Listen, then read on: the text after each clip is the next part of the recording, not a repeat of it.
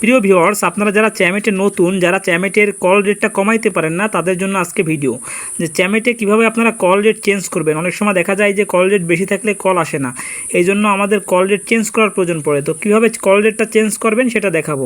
Call rate change করতে গেলে এই যে মাই বিনস লেখা আছে, এখানে যাবেন। মাই বিনসে গেলে আপনারা কল রেট চেঞ্জের একটা অপশন পাবেন। একটু নিচের দিকে নামতে হবে, এখানে আসার পর ঠিক আছে নিচের দিকে নামতে হবে, এখানে দেখবেন চ্যাট প্রাইস লেখা আছে, এটা হচ্ছে আপনার কল রেট। তো চ্যাট প্রাইসে ক্লিক করবেন, দেখেন 1200 দেওয়া আছে।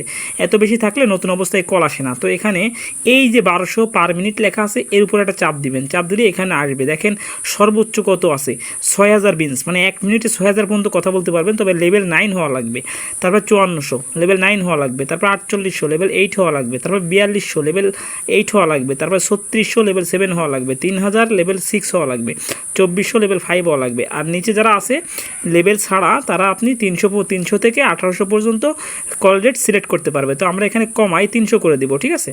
দেখেন 300-র উপর চাপ দিছি, এখন শুধু কনফার্ম করে দিতে হবে ডান পাশের উপর থেকে। ব্যাস কনফার্ম করে দিলাম। করে দিলে আমার কল রেট 300 হয়ে গেছে, দেখতে পাচ্ছেন এখানে কিন্তু কল রেট 300 হয়ে গেছে। তো কল রেট যখন কমে যাবে তখন কিন্তু আপনি যদি লাইভ করেন তাহলে বেশি বেশি কল আসা শুরু হবে। কারণ কল রেট কম হইলে মানুষ কথা বলার জন্য ফোন দিবে বেশি বেশি। কল রেট বেশি হইলে কিন্তু এত খরচ করে সবাই কল দেয় না, যার জন্য অনেক সময় কল রেটটা কমাইতে হয় আমাদেরকে। কল রেট কমাইলে আমরা কিন্তু বেশি বেশি কল পাবো। তো এইভাবেই কল রেটটা চেঞ্জ করতে হবে। এখান থেকে আসার পরে দেখেন চ্যাট প্রাইস এবার কিন্তু 300 লেখা আছে মিনিট, ঠিক আছে।